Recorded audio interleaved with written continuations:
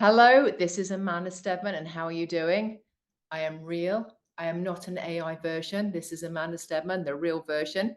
And what I want to talk to you today is a little bit about the experience that I'm having with my clients. I primarily work with heart-led female entrepreneurs and wellness practitioners.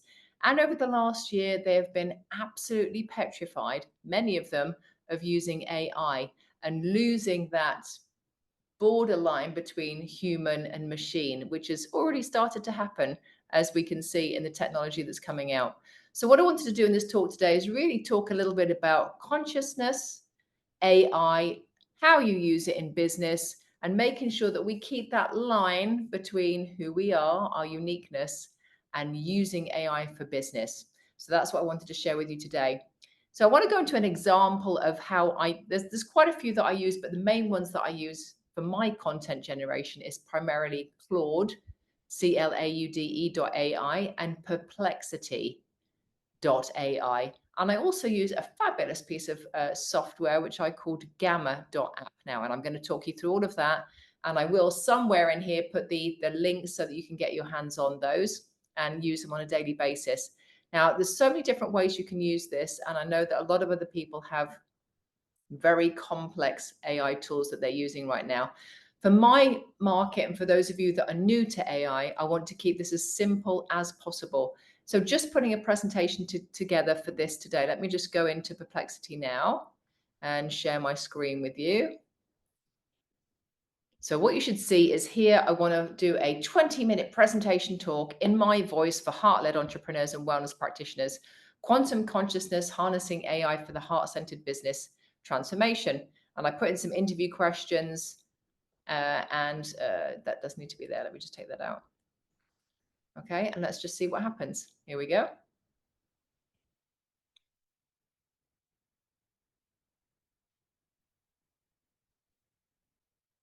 Okay, so we've got some great headings there: addressing fears, setting boundaries, recommendations for fellow entrepreneurs, staying in line with your values, embracing continuous learning, and call to action. There we go.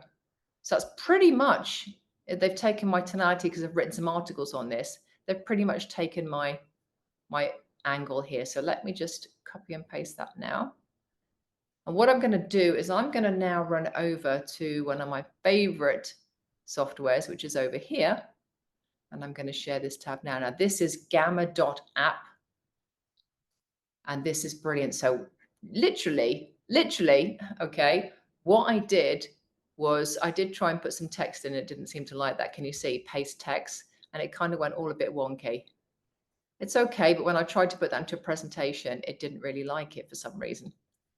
So what I did was I went, okay, well, you're already trained and you know my voice. So let me just put in a very simple prompt. So that's exactly what I did. I put this in with the slightly longer title, and this is what came up. So again, this is, again, similar along the lines of what I wanted to talk about, maybe a little bit more technical. So then after that, I thought, okay, I want to make it pretty. I want to make it exciting. So what did I do? I went and I put it into the presentation. So once you've done this, you just click on presentation and you wait a little bit. And then here is one that I made earlier. Look at this. Let me just go into presentation mode now. Okay, so here we go. Quantum Consciousness, AI for a Heart-Centered Business Transformation by Amanda Stedman and ChatGPT and Perplexity and Gamma.app. Isn't this beautiful? Look at the colors. There we go. So how do we bridge the gap between integrating AI and spiritual intelligence? Spiritual intelligence helps us to make decisions aligned with our values and purposes, while AI provides valuable insights and data-driven solutions. And then it talks about intuition, empathy, compassion, and wisdom. AI, data analysis and pattern recognition and automation, which we're using this for at the moment. So for me, for example, I know that automation, especially on the marketing side, we're using that a lot more now. Integration, harmonizing data and intuition for informed decisions. So when I'm doing something, I will go into Perplexity or I'll go into Claude and I'll weigh different things up. I'll get asked for two different perspectives and for it to search as much information as it can.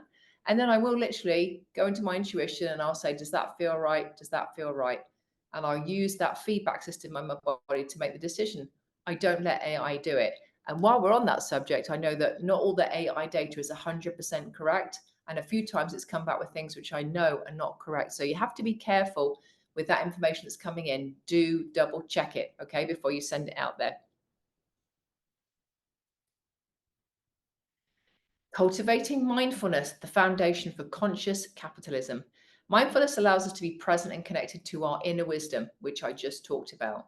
This practice can foster a more ethical and sustainable business environment, focusing on the well being of all, not just AI. So the first thing is self-awareness, understanding your own thoughts, emotions, and motivations. For a lot of the clients that I work with, they have to have that self-awareness because they're in the business of being a heart-led entrepreneur. So they need to be very aware of their clients, and most of their clients are empaths. So they have to have that self-awareness of who they want to serve, how they want to serve, and are they going to use AI to do it? A lot of them have a problem ethically with AI because they feel that that information is being shared. So I wouldn't put client information or anything sensitive into AI at this point because you just don't know where it's going to end up. And I'll mention that again later on. Secondly, empathy, recognize the perspectives and the needs of others. That's something that we do. I don't feel that AI has got that yet, although I have asked it some tricky questions and it says it's not able to answer them. So does that come under empathy, or is that more ethical? Probably more ethical. Three is compassion, act with kindness and care towards yourself and others. Again, when it comes to AI, we could be using things to the detriment of others, and we don't want that. We do want it to be ethical and making sure that we're providing the right information at the right time for the right client. Number four, focus, maintaining attention on the present moment without judgment.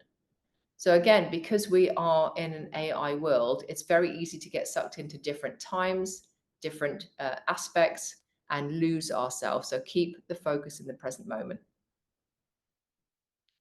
Emotional intelligence in the digital age, understanding and managing our emotions is crucial to the digital age. And then it goes through, look at this, gut feel, self-regulation, boundaries, and self-reliance.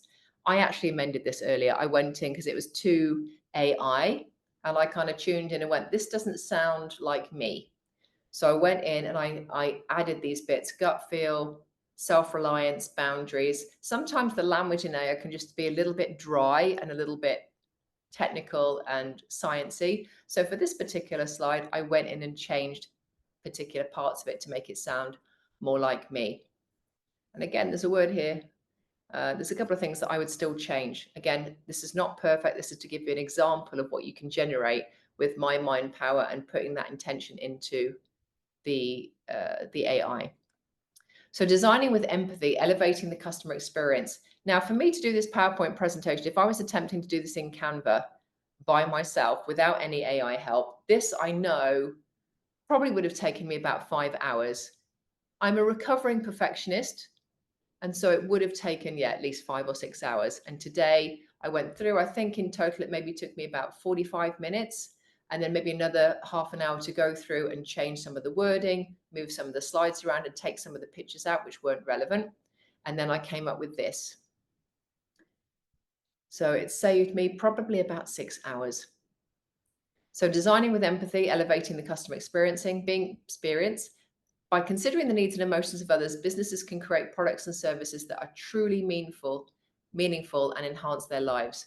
User research. I've done a lot of research on creating some mini courses at the moment, and I've gone through and asked very specific questions about customer needs, pain points, and preferences, and I can go back over that in a moment. Design thinking, emphasizing human-centered design to solve problems. Basically, doesn't always have an understanding of the in-depth human problems, and I don't think a lot of those recorded, ethical, heartfelt conversations are all online. So again, a lot of the information that's coming through is still quite technical and dry. And so we have to think of a different way around that.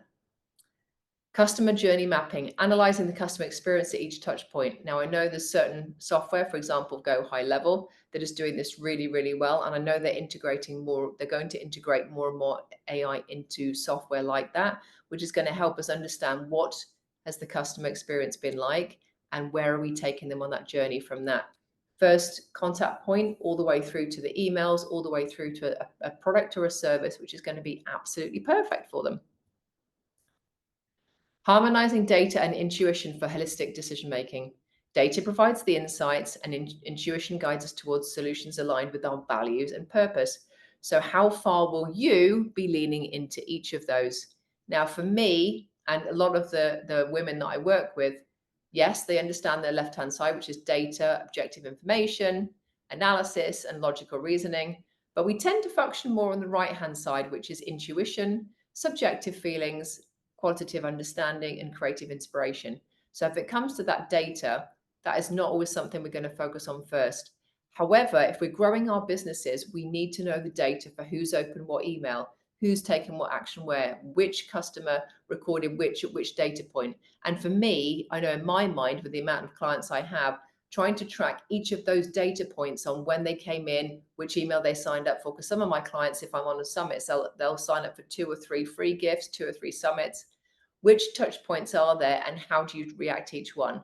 So for me, AI and systems have been really good for that, because it's not my superpower. I don't enjoy that part. The left-hand side is not my strength. So I'm sure there's some of you out there that you're going, yes, AI can handle that for me. And again, I'm still doing a lot of research on which one is right for me. There's so many coming out right now. I'm waiting to see what lands between now and the end of the year, and getting feedback from people I know that are already using these systems, and making sure that the one I use has that blend of the right level of AI, the right level of being ethical, and isn't overlapping on those boundaries. I hope that makes sense. Because part of me still at the back of my mind, I'm like, where is this information going? I have to be honest. So the power of purpose blending you and AI.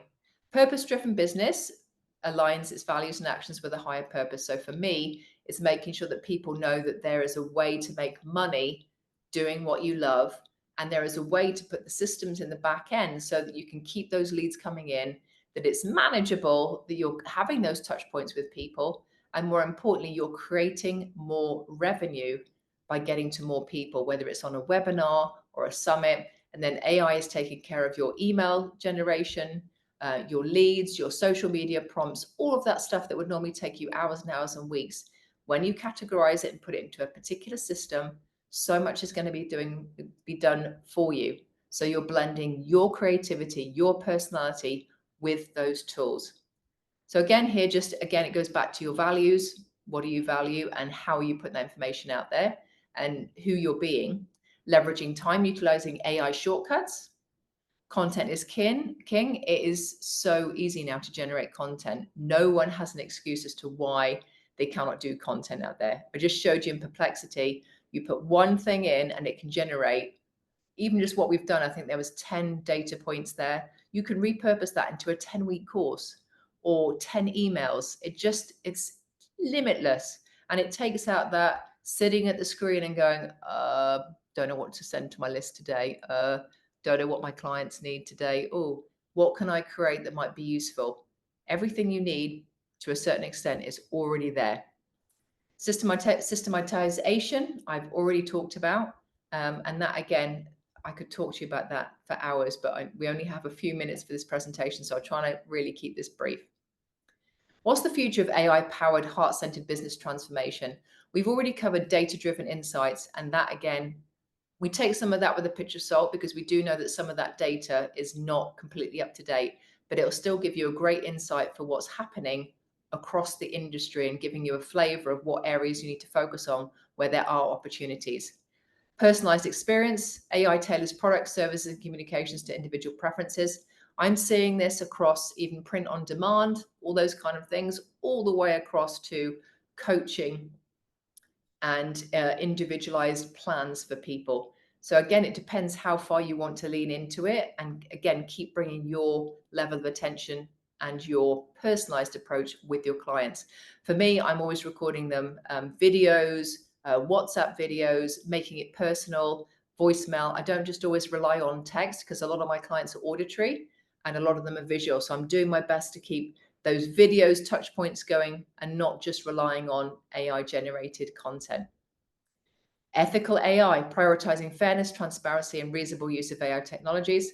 I'm here telling you that a lot of my content is generated by AI, but I do go through and add the personal touch, especially in presentations where I'm telling stories of how my clients have used it and how I've used it personally. Sustainable practices, AI optimizes resource management and minimizes environmental impact.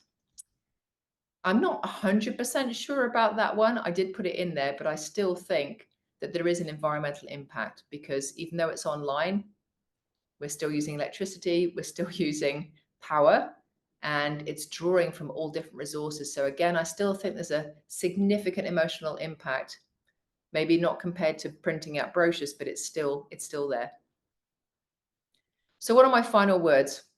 Well, I'm going to show you a couple more examples. In terms of this presentation, my final words are intuition, emotions, and empathy rule.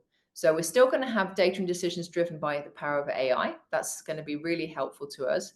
But two, who we are is still going to be pretty much number one. People are going to buy into us because of us, not because of necessarily the AI generated content. It's great to have it, but people are still buying from people. They're still going on and doing live events. They're still doing summits. They're still attending things where there's a community, and it's not just, AI blurb being generated out. We can all set up membership sites with AI generated blurb, but that's not what people want right now. They want very specific solutions with a blend of having it now, which is the speed of the AI technology, and having that community of people that they can share with, speak to, and have that physical experience with. So we want to blend the best of our own superpowers and harnessing the best of AI. I've only gone through a very brief cross-section of what's out there at the moment. Again, there's lists and lists and lists of ones that you can use for your business. I think in my free gift, I have 10 ways that a heart-centered entrepreneur can use AI. So that'll be around here somewhere. You can start with that and just work your way in if you're completely brand new. And then you can figure out how to blend the best of what's on that list and what you need to do. At the end of the day, it's your choice. Now, AI is here to stay, but you can maintain your uniqueness. You are a human being, not a human doing, and AI is there to support us at the moment. So game on. My caveat would be anything that's super personal, I'm not actually putting into AI. And then when I've finished at the end of the day, everything goes off. I know that phones and all those other things are listening to us, but when it comes to personal and family time, I shut off as much as I can, because that is personal. I want privacy with that. My work stuff, happy to share as much as possible, but I want to have that boundary and that line between me, AI, and the rest of the internet world. So I hope that makes sense to you. I just want to show you a couple more things before I head off. Going back to, I think I'm still in this presentation here. Let me just go back to home here. Okay, so that was frequency as your currency. I actually wrote that and put that in there. That's one that I wrote myself and put in. But for example, I was working with a client and they working on how to fill their practice. So what I did was, with this one, I literally just put in that title, filling your practice in 30 days with AI lead magnet generation. And just look at this, the answers that have come up. So what you can do is you can take this, and we're already doing this. We're taking this information, we're bulking it a little bit more, putting our piece into it, but you can turn this into literally a mini course. So you can dive down and go into your target audience, identify pain points, brainstorming ideas for high value lead magnet ideas. It's just, everything's there. Look how pretty and gorgeous it is. For most of my people, they want something pretty. And so this is amazing for them. And this was done, I think, with just a title. It generated itself. And I think it took maybe 3 or 4 minutes to create all of this. And again, funnily enough, it's pretty spot on to what we wanted to create. So you can dissect any of this and turn it into a mini course, but this, even by itself, you can put it into a PDF. And then you can take this, and I would record videos on each of these sections. So they're getting me, they're getting a physical person, and you're getting an answer and information that you need to grow your business. So again, this still needs some refining, but I just wanted to show you what's possible. And that took literally a few minutes. Okay, so I hope that makes sense. So just between those two AI parts that I've used, let me come out of here now and go back into Zoom. I've stopped sharing there. There we go. So basically, just with those two pieces of AI, which is perplexity and gamma, you have a presentation, you have a mini course, and in Gamma as well, there's like 10 million other things you can do. You can turn it into a document. You can basically package all of that knowledge, put your twist on it, and then make it more real with live interaction, with a live course, with videos, as I've said, and you can make it your own. There's so many ways I could spend hours talking about this, but suffice to say, just for this talk, I wanted to keep it really simple so that you can stay focused on exactly what it means to have that consciousness, to have your values, to have your heart-led part of your business, and blending AI. Again, with that caveat that make sure those boundaries between you, AI, and that internet world are as clear and as divided as you want them to be. Privacy is also very important, so make sure that you're only sharing those things that you really want to share with the world. And I'm pretty sure that your message, your services, and your products are ready and waiting to go. So I trust you found this presentation useful. If any of you want to get in contact with me, please contact Amanda at amandastedman.com. I do have a free gift, which is, I think I've probably even got it in here. I'll just show you quickly. Let me share my screen. I do have a little copy here, I think, just to... There we go. Yes, it's the 10 heart-centered entrepreneurial ways AI can grow your business with ease. And you can download that with, it'll be around here somewhere. I'm not sure exactly where they're going to put it, but you should be able to find it. If in doubt, then you can contact me, Amanda at amandastedman.com. There we go. So that is the last page of the PowerPoint presentation, the unique you. Long live the human and cyborg in harmony. If you want to find out more, then please contact me, Amanda at amandastedman.com, and check out my free resource. All right, everyone. So in the meantime, stay cyber safe, and I look forward to seeing you on the next presentation. Take care and see you all soon. Bye for now.